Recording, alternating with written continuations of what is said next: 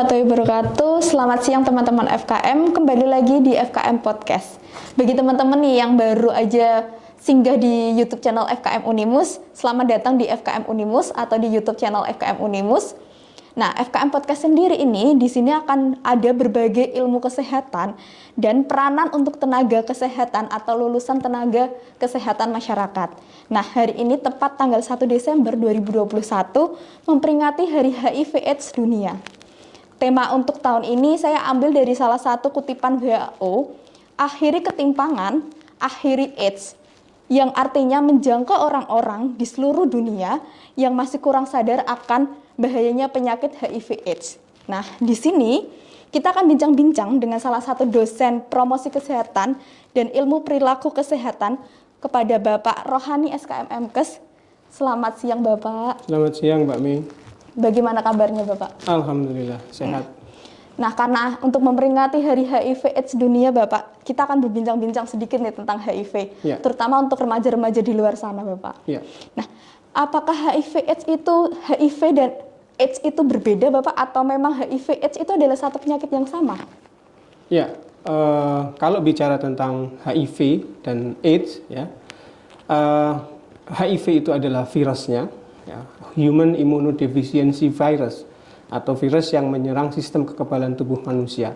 Sementara AIDS adalah sekumpulan gejala yang dihadapi atau dimiliki oleh pengidap HIV. Ya, setelah sistem imunnya itu menurun, kemudian muncul berbagai macam gejala penyakit, itu yang disebut sebagai tahap AIDS. Gitu. Ya. Kalau untuk seseorang nih Bapak yang sudah mengidap HIV atau yang sudah tadi AIDS itu ya, itu tuh apakah langsung dalam waktu itu juga langsung atau mempunyai rentan waktu gitu Bapak? Ya, ketika seseorang sudah terinfeksi HIV, ya, jadi untuk diketahui apakah dia tertular HIV atau tidak itu kan salah satu caranya dengan dites, ya. Ada satu mekanisme yaitu VCT, Voluntary Counseling and Testing. Kalau dia memang ada penyakit HIV-nya atau ada virus HIV di dalam tubuhnya, maka akan diketahui dia reaktif atau tidak, gitu. Jadi ketika dia sudah mendapatkan HIV, tidak kemudian serta-merta kita bisa bilang bahwa orang itu terkena HIV. Ada yang disebut sebagai masa jendela atau windows period. Itu sekitar 3 bulan di mana seseorang belum menunjukkan gejala, tetapi sudah bisa menularkan HIV-nya kepada orang lain. Oh begitu, berarti bisa dibilang itu ada rentan ya Bapak? Berarti ada waktu untuk, oh ternyata orang ini dinyatakan ODA atau ternyata dinyatakan seseorang yang mengidap HIV gitu. Ya, seseorang dikatakan mengidap HIV atau tidak tergantung pada hasil tesnya. Ya, jadi ketika hasil tesnya positif, ya dia positif HIV. Tapi ketika dia melakukan tes dan hasilnya negatif, meskipun dia melakukan perilaku beresiko, ya dia belum bisa disebut sebagai pengidap HIV, tergantung hasil tesnya. Oh, untuk cara penularannya nih Bapak, kan remaja-remaja di sini kan sekarang sudah sedikit bebas ya Bapak ya. Beda sama zaman dahulu. Kalau zaman dahulu paling merokok saja itu sudah yang paling yang sudah paling nakal ya. Kalau zaman sekarang itu sudah berbeda aja Bapak. Pasti ada yang lebih dari merokok. Nah, itu bagaimana sih Bapak penularannya? Ya, pada prinsipnya penularan HIV itu melalui perilaku seksual berisiko, ya. Kemudian juga perilaku penggunaan jarum suntik, ya, penggunaan narkoba jarum suntik yang berisiko. Kemudian penularan lain misalnya lewat cairan tubuh seperti darah, ya, kemudian air susu ibu, ya, bagi ibu yang mengidap HIV, dan juga penularan lain yang berkaitan dengan berpindahnya cairan tubuh yang memiliki kandungan virus HIV. Nah, itu sendiri bagaimana ya Pak? Seseorang yang sudah terkena HIV ini bisa menularkan, kan tadi ada disampaikan kalau misalnya melalui cairan dan sebagainya. Itu cara penularannya bagaimana aja? Ya, prinsip penularan HIV itu sebenarnya ada 4, ya. Yang pertama adalah exit, yang kedua adalah survive, yang ketiga adalah sufficient, yang keempat adalah enter. Jadi virus HIV yang ada di dalam tubuh seseorang untuk menularkan, dia harus keluar dulu, keluar dari orang tersebut, kemudian dia hidup, ya, virus itu bisa menularkan, kemudian jumlahnya cukup, dan kemudian virus itu masuk kepada sistem tubuh orang lain, sehingga proses penularan itu terjadi.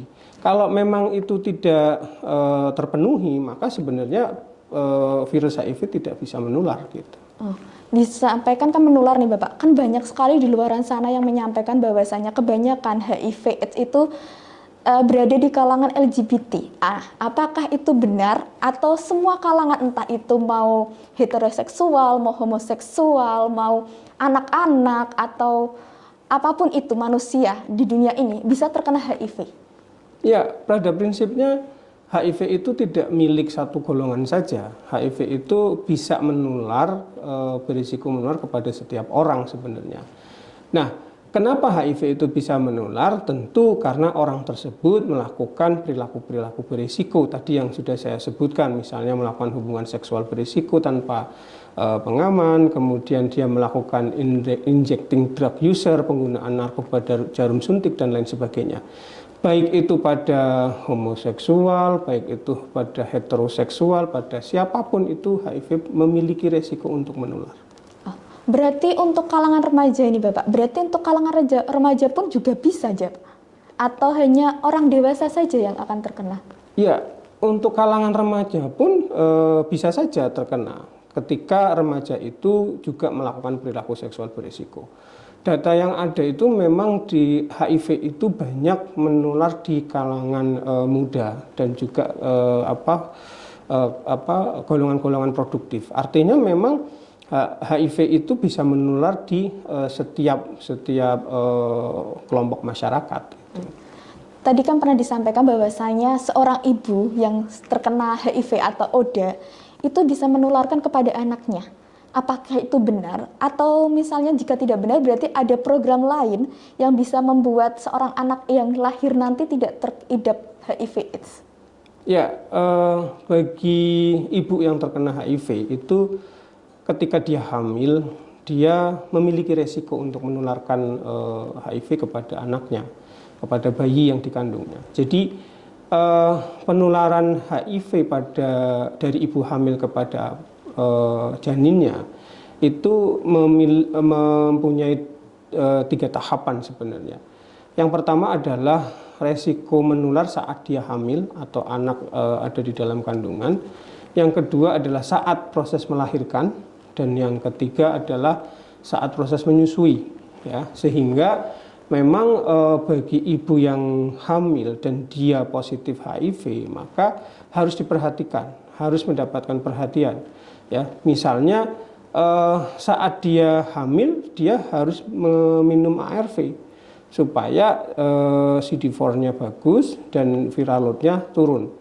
Ya, dan kemudian kalau dia melahirkan, maka proses melahirkannya harus dengan sesar.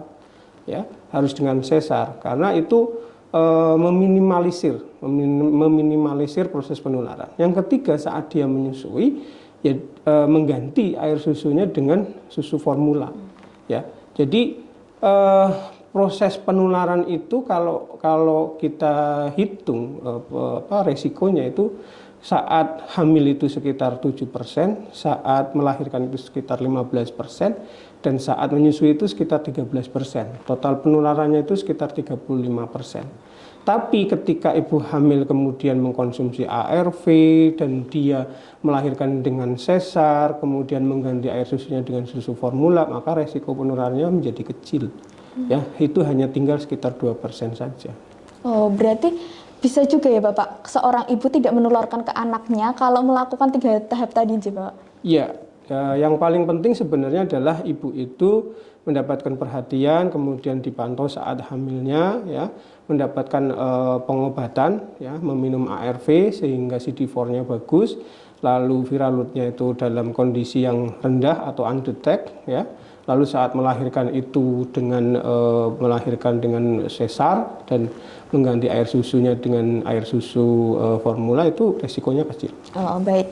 Gini, dengar-dengar kan HIV itu ini menularkan ya Bapak. Jika di sekeliling kita itu ada yang terkena HIV, apakah kita perlu menjauh atau menyingkirkan atau menyendirikannya, atau memang ya kita hanya mempunyai batasan dengan orang-orang kena HIV itu? Ya, saya berpendapat begini. Sebenarnya bukan menjauhi penyakitnya, tetapi bukan menjauhi orangnya, tapi menjauhi penyakitnya. Terutama sekali adalah menjauhi perilaku-perilaku seksual berisiko itu tadi, menjauhi perilaku-perilaku berisiko yang memicu atau menjadi penyebab penularan HIV. Jadi ketika ada ODA, kita tidak perlu menghindari orangnya, karena pada prinsipnya penularan HIV itu tidak mudah. Ya, tadi saya sampaikan harus 4 prinsip itu tadi harus ada sehingga HIV bisa menular. Makanya ketika ada orang dengan HIV ya kita nggak perlu takut. Kita bisa makan bareng mereka, kita bisa mandi dengan sabun yang sama, itu nggak masalah. Makan dengan alat-alat makan yang sama itu nggak ada masalah, karena HIV hanya menular lewat berpindahnya cairan tubuh, ya, melalui hubungan seksual, melalui penggunaan jarum suntik, ya, kemudian air susu ke ibu ke anaknya. Prinsipnya adalah tadi exit, survive, ya, kemudian sufficient dan enter. Oh, berarti kalau orang yang pernah berbicara bahwasanya air liur seorang HIV atau ODA itu bisa menularkan, itu berarti tidak betul atau Pak? Ya. Kan tadi kalau air liur menularkan atau tidak, kembali lagi bahwa jumlah virus di dalam air liur itu saya kira tidak mencukupi sufficient itu tadi. Oh, iya. Ya, sufficient itu tadi, sehingga kalau memang syarat sufficient itu tidak terpenuhi ya proses penularan itu tidak terjadi. Oh gitu. Terus Bapak, berarti remaja-remaja di luaran sana, apakah ada sedikit pesan-pesan untuk remaja-remaja di luar sana agar menjauhi yang namanya pergaulan bebas, agar tidak, kan tadi anak-anak remaja atau yang produktif itu kan lebih banyak atau beresiko lebih besar terkena HIV. Monggo Bapak, ada pesan-pesan untuk remaja-remaja di luar sana? Ya. Saya berpesan kepada teman-teman remaja dimanapun Anda berada, tetap fokus pada sekolah Anda, pada tanggung jawab Anda, sehingga Anda memiliki karya dan juga ada pada track yang positif. Dan yang paling penting adalah bagaimana Anda memiliki spirit untuk selalu menghasilkan karya-karya terbaik, patuh pada orang tua dan patuh pada Tuhan Yang Maha Esa, sehingga Anda bisa mengontrol perilaku Anda menjadi lebih baik dan Anda terhindar dari berbagai macam penyakit yang memang berkaitan dengan perilaku. Baik, terima kasih Bapak sudah meluangkan waktunya, Pak Roy sudah mau. Nanti kita bincang-bincang lagi untuk berbagi ilmu kembali. Terima kasih buat teman-teman semuanya yang sudah mau dengerin. Nanti aku akan ngasih video banyak lagi tentang kesehatan, apalagi tentang tenaga kesehatan masyarakat. Jadi teman-teman harus stay tune terus.